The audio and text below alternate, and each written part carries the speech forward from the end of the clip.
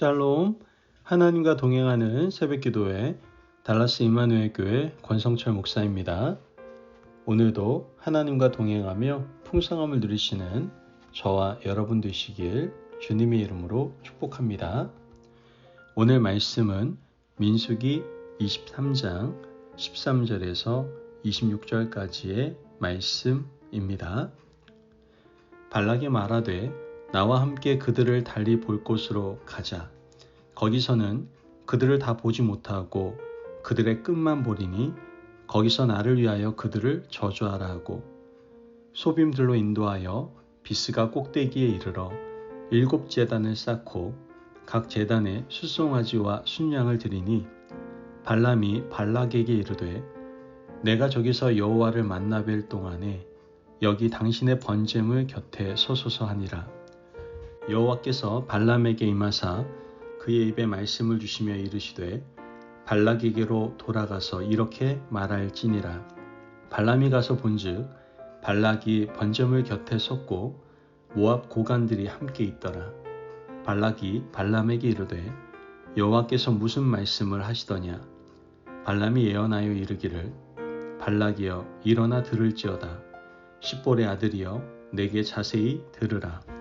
하나님은 사람이 아니시니 거짓말을 하지 않으시고 인생이 아니시니 후회가 없으시도다. 어찌 그 말씀하신 바를 행하지 않으시며 하신 말씀을 실행하지 않으시랴. 내가 축복할 것을 받았으니 그가 주신 복을 내가 돌이키지 않으리라. 야곱의 허물을 보지 아니하시며 이스라엘의 반역을 보지 아니하시는도다. 여호와 그들의 하나님이 그들과 함께 계시니 왕을 부르는 소리가 그 중에 있도다. 하나님이 그들을 애굽에서 인도하여 내셨으니 그의 힘이 들소와 같도다. 야곱을 해할 점술이 없고 이스라엘을 해할 복술이 없도다. 이때에 야곱과 이스라엘에 대하여 논할진대 하나님께서 행하신 일이 어찌 그리 크냐 하리로다. 이 백성이 암사자같이 일어나고 숫사자같이 일어나서 움킨 것을 먹으며 죽인 피를 마시기 전에는 눕지 아니하리로다 하매 발락이 발람에게 이르되 그들을 저주하지도 말고 축복하지도 말라. 발람이 발락에게 대답하여 이르되 내가 당신에게 말하여 이르기를 여호와께서 말씀하신 것은 내가 그대로 하지 않을 수 없다고 하지 아니하더이까. 아멘. 하나님의 말씀입니다. 어떤 물건에 대한 소유권을 가진 사람은 자기 뜻대로 처분할 수 있는 권리를 가지고 있습니다. 평소에는 그냥 내버려 두다가도 이 물건이 자신의 것이라면 버릴 수도 있고 취할 수도 있고 남에게 줄 수도 있고 그냥 부숴 버릴 수도 있는 것이죠. 평소에는 물건의 주인이 누구인지 잘 모를 수 있지만 결국 처분할 때가 되면 밝히 드러나게 된다는 겁니다. 사람도 마찬가지입니다. 우리는 악한 사람이건 선한 사람이건 모두가 하나님의 자녀이고 하나님이 지으셨음을 잘 알고 있습니다. 그런데 우리 주변에 정말 악한 사람들이 꽤 많이 있습니다. 그런 사람을 보다 보면 아니 저 사람도 하나님이 지으셨을까 하는 의문을 가질 때가 있다는 것이죠. 그런데 분명히 그 악한 사람들도 하나님의 소유된 사람이라는 증거가 오늘 본문에 나옵니다. 그 사람이 바로 발람입니다. 발람은 점술가였습니다. 그 당시 사람들에게 많이 알려져 있었던 사람이었죠. 모압 왕 발락이 이스라엘 백성들이 두려워서 발람을 불러서 저주해달라고 합니다. 하지만 발람은 막으시는 하나님 앞에서 저주하러 가지 않겠다라고 하죠. 그런데 모압 왕의 끈질긴 회유에 발람은 자신의 마음을 내어주고 맙니다. 발람이 이스라엘 백성들을 저주하기 위한 길을 가는 중에 여호와의 사자가 칼을 빼들고 있는 것을 보지 못하다가 나중에서야 보고 그 일이 있고 난 후에 두려움을 느끼게 됩니다. 생명의 심각한 위협을 느끼게 된 것이죠. 아, 하나님이 나를 죽이시면 어떻게 하나? 이런 두려움이 찾아온 겁니다. 이러한 두려움을 느낀 발람은 하나님께 다짐하고 결단하고 하게 됩니다. 하나님께서 이르시는 말만 하겠다고 생각하고 간 것이죠. 그리고 모압 왕 발락을 만나게 됩니다. 모압 왕 발락은 저주를 해달라고 하죠. 그러나 발람은 하나님이 자신에게 주신 말만 하겠다라고 말을 합니다. 민수기 23장 10절 말씀을 보면 야곱의 티끌을 누가 능히 세며 이스라엘 4분의 1을 누가 능히 셀고 나는 의인의 죽음을 죽기 원하며 나의 종말이 그와 같기를 바라노라 하매. 지금 이 말은 이스라엘 백성들이 너무 많다는 말입니다. 발람은 이 자리에서 저주하지 않습니다. 왜 저주하지 않습니까? 자신의 목숨이 두려웠기 때문입니다. 이제 발락이 다른 곳으로 옮겨가자고 얘기합니다.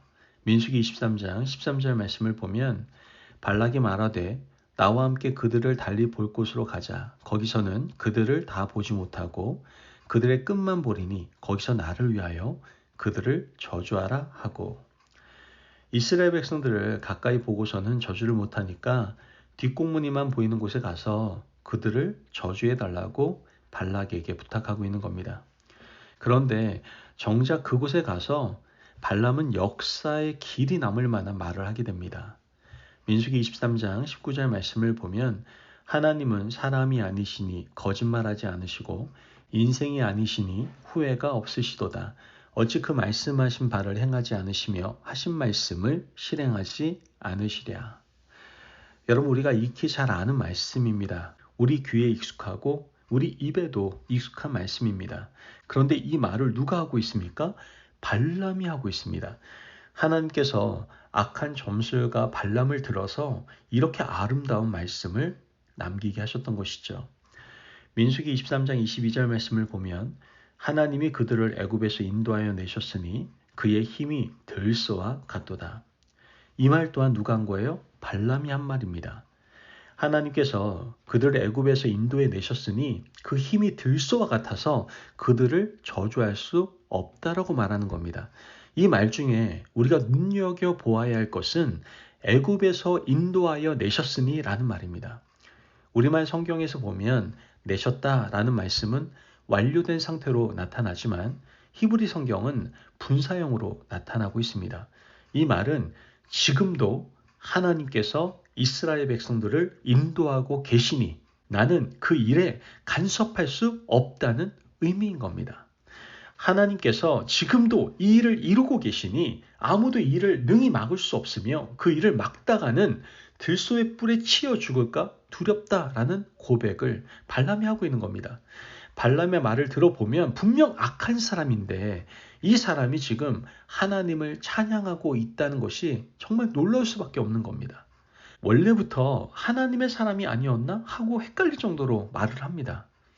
누가복음 19장 말씀을 보면 예수님께서 예루살렘 성에 입성하는 장면이 나오죠. 사람들은 호산나 다윗의 자손이여 찬송하리로다 하며 예수님을 찬양했습니다. 서기관과 바리새인들이 조용히 하라고 시끄럽다라고 사람들을 막 나무라기 시작했죠. 그때 예수님께서 종교 지도자들에게 이렇게 말씀을 하십니다. 너희들이 잠잠하면 돌들이 일어나서 소리 지르리라. 여러분, 세상의 모든 돌조차도 누구의 피조물입니까? 하나님의 피조물입니다. 악한 사람도 하나님의 피조물이에요. 우리가 볼 때 그 사람 정말 악한 사람인데 그 사람 또한 하나님의 피조물이다라는 것이죠. 악한 사람들조차 하나님이 손을 대시면 하나님을 찬양하게 되어 있습니다. 모두가 하나님의 소유이기 때문이죠. 악한 사람 발람조차도 하나님의 성호를 찬양하는데 아니 어떻게 우리가 하나님의 이름을 부르고 찬양하지 않을 수 있겠습니까?